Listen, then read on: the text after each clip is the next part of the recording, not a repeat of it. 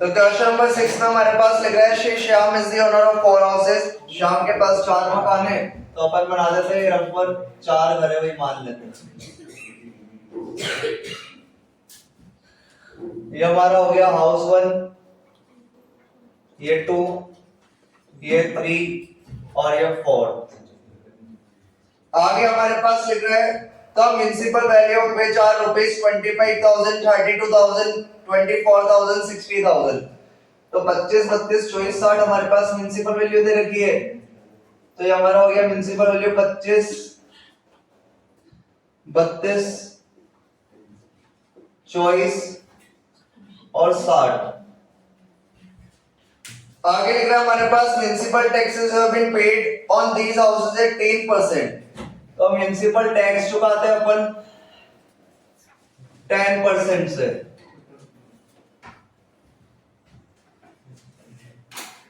आगे लिख रहा है हमारे पास he resides in the first house। पहले घर के अंदर ये खुद रहता है, और जिस घर के अंदर इंसान खुद रहता है उसको अपन बोलते हैं एसओपी।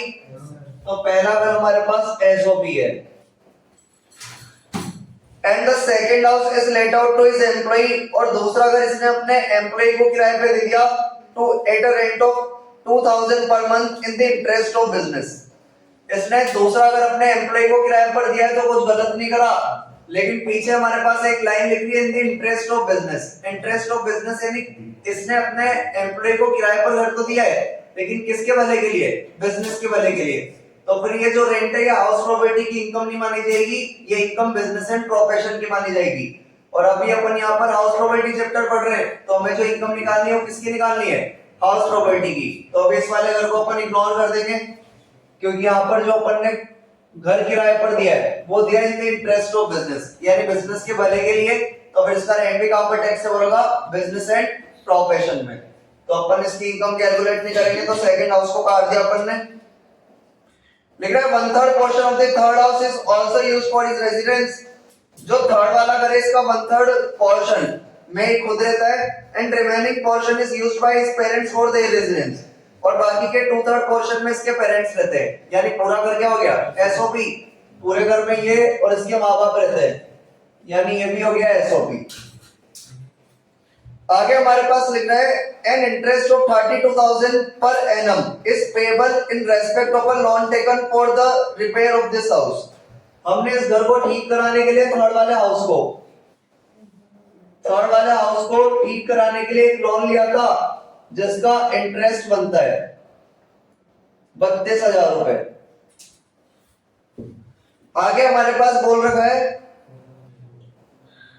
द अमाउंट ऑफ, और जो हमने ये लोन लिया था इसमें जो इंटरेस्ट बनना है, ये लोन का पर्पस हमारा क्या था? हमने इस घर का क्या कराया था? रिपेयर कराया था। आगे हमारे पास लिखा है the amount of loan has not been paid till now. और ये लोन हमने अब तक चुकाया नहीं है। Fourth house is let out at a rent of 5,500 per month. चौथा घर हमने किराए पर दिया है, तो ये बन गया एलओपी, और इसको हमने किराए पर दिया है 5,500 पर मंथ पे। आगे लिख रहा है हमारे पास he obtained the loan to purchase this house. इस घर को खरीदने के लिए उसने एक लोन लिया था from a non resident Indian, एक एनआरआई से। नॉन रेजिडेंट इंडियन, एनआरआई यानी ऐसा बंदा जो विदेश में रहता है। एनआरआई यानी ऐसा बंदा जो फॉरेन के अंदर रहता है, उसको अपन एनआरआई बोलते हैं। तो हमने एनआरआई से लोन लिया था। आगे लिख रहा है हमारे पास लिविंग इन जापान, और ये बंदा जापान में रहता है जिससे हमने लोन लिया है। Interest on this loan for the previous year was paid. हमने इस लोन पे इंटरेस्ट चुका दिया था 10,000 का, which was paid after deducting tax it source. और हमने जो इंटरेस्ट चुकाया है वो चुकाया हमने 10,000 का after deducting tax it source. Tax it source को बोलते हैं अपन टीडीएस। तो आफ्टर टीडीएस चुकाया है। Second and fourth house remain vacant for 2 months. Second वाले हाउस से तो मतलब ही नहीं है, और चौथा मकान हमारी खाली रहा था 2 महीने। तो चौथा वाला मकान अपना वैकेंट रहा है 2 महीने के लिए।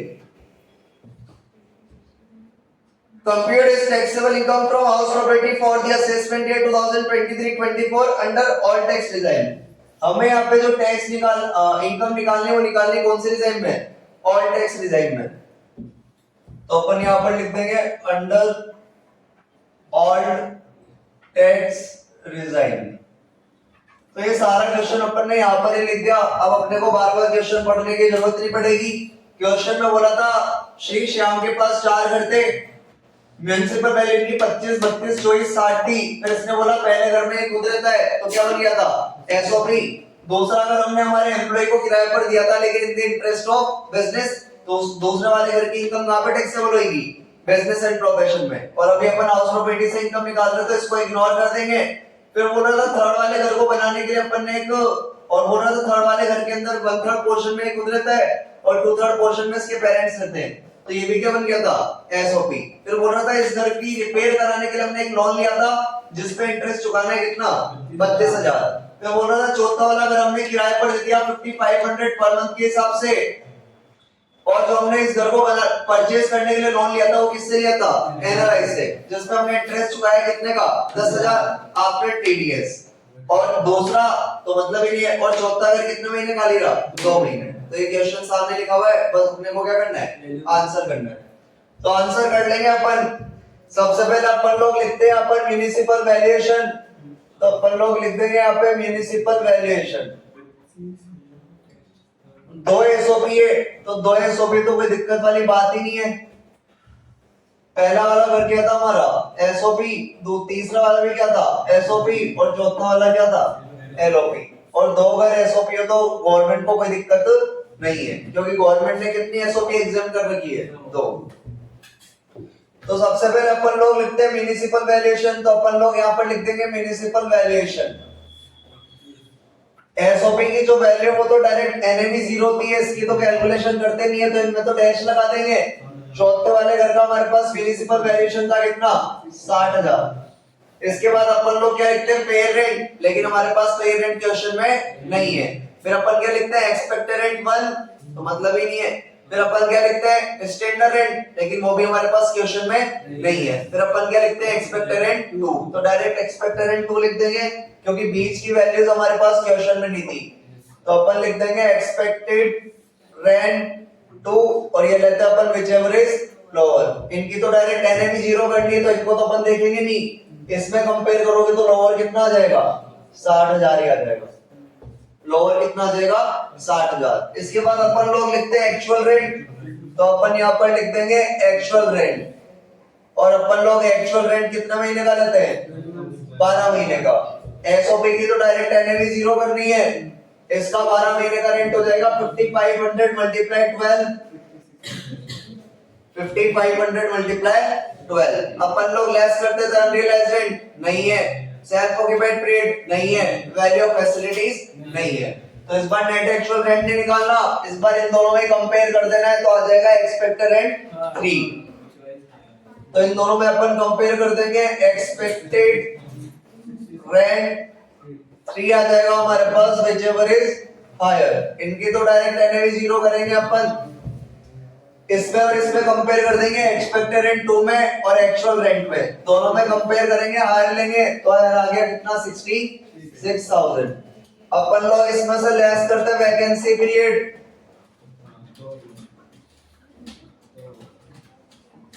इसके तो डायरेक्ट एनएवी 0 करनी है, सेल्फ ऑक्यूपाइड प्रॉपर्टी इसलिए।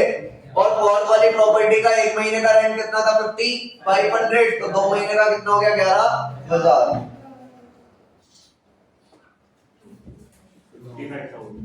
तो इसका तो डायरेक्ट एनएवी 0 करना है, इसका आ गया हमारे पास कितना 55,000। ये हमारे पास आ गई भैया ग्रॉस एनुअल वैल्यू, यानी हमारा गांव आ गया। इसमें से अपन लोग लेस करते हैं म्युनिसिपल टैक्स, और म्युनिसिपल टैक्स अपन लेते हैं पेड बाय ओनर। इसकी तो डायरेक्ट एनएवी 0 करनी है, और म्युनिसिपल टैक्स हमारे पास कितना था 10%, और म्युनिसिपल टैक्स हमेशा किसके लेते हैं म्युनिसिपल वैल्यू का। म्युनिसिपल वैल्यू हमारे पास कितनी है 60,000, तो 60,000 का 10% कितना आ जाएगा 6,000।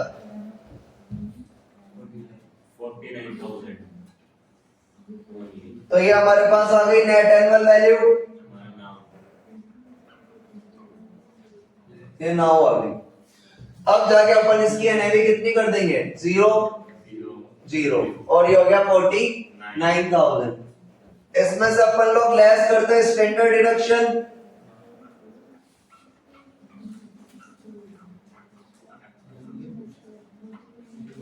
और ये लेते हैं अपन 30% ऑफ एनएवी।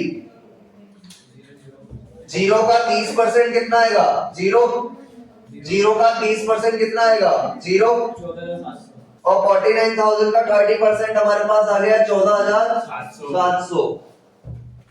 इसमें से हम लोग लेस करते इंटरेस्ट ऑन लोन के डिडक्शन। पहली प्रॉपर्टी में कोई इंटरेस्ट नहीं है डैश, दूसरी वाली प्रॉपर्टी का इंटरेस्ट कितना बता रखा है? 32,000। मैं रूल्स आप लोगों को कल लिखा दूंगा, बात समझना। एसओपी का हमारे पास इंटरेस्ट बता रखा है कितना? 32,000। इसके लिए अपन लोगों को 3 कंडीशन चेक करनी पड़ती है एसओपी के लिए। एसओपी के लिए इंटरेस्ट के लिए कितनी कंडीशन चेक करनी पड़ती है? 3। अगर 3 कंडीशन पूरी हो जाए तो एसओपी के लिए इंटरेस्ट की लिमिट हो जाती है 2 लाख। अपन ज्यादा से ज्यादा कितने इंटरेस्ट माइनस कर सकते हैं? 2 लाख। लेकिन अगर उन 3 में से कोई एक कंडीशन भी पूरी नहीं होती है तो फिर इंटरेस्ट की लिमिट केवल 30,000 रह जाती है। हमें एसओपी के लिए 3 कंडीशन चेक करनी है। अगर वो 3 कंडीशन पूरी हो जाए तो हम ज्यादा से ज्यादा एसओपी के केस में कितना इंटरेस्ट लेस कर सकते हैं? 2 लाख।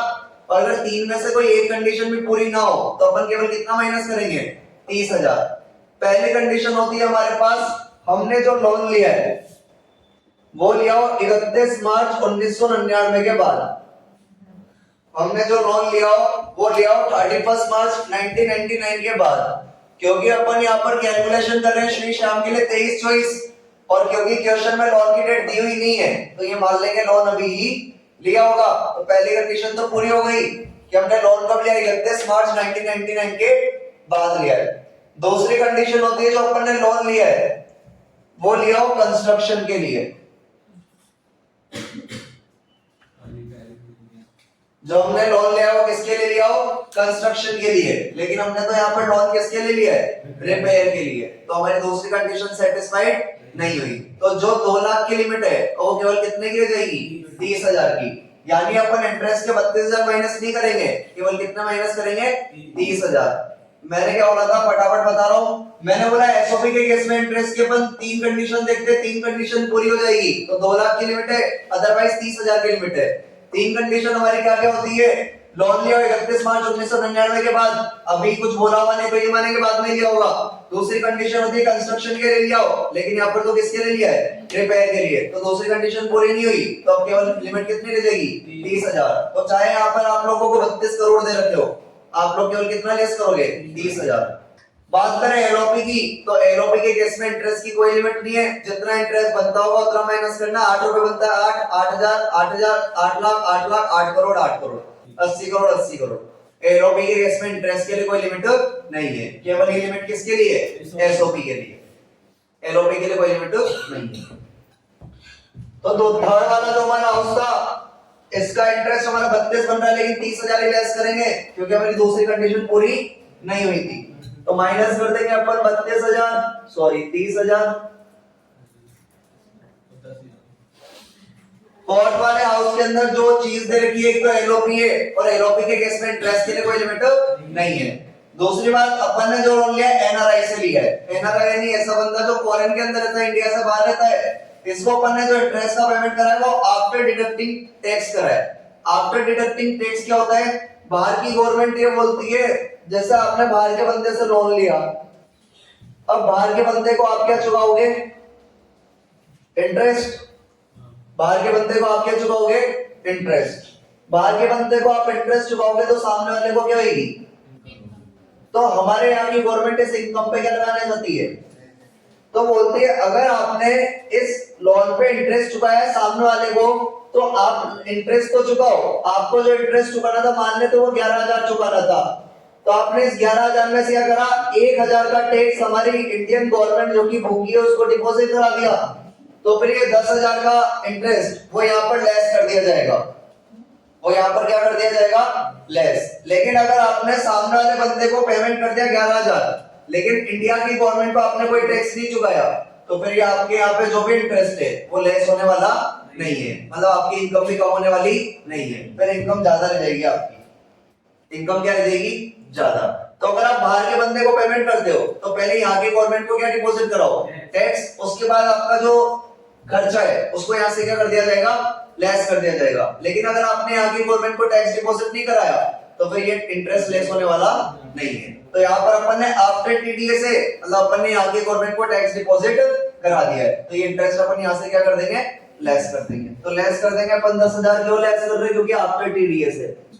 अगर ये बोल देता विदाउट डिडक्टिंग टीडीएस, बिना टीडीएस चुकाए पेमेंट कराए, तो फिर अपन ये इंटरेस्ट माइनस नहीं करते, इसको इग्नोर कर देते।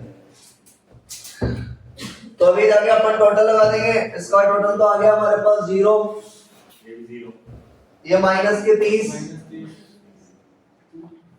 और ये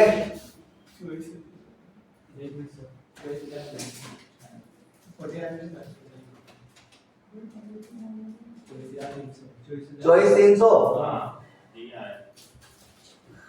तो ये हमारे पास आ गई income from house property.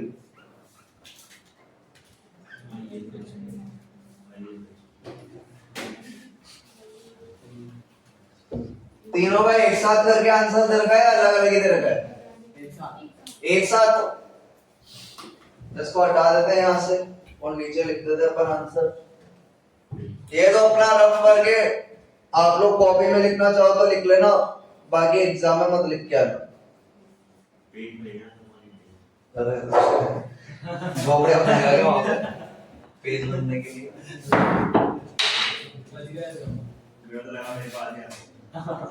Total income from house property बराबर house 1 plus house 3 plus house 4, तो आ जाएगा 0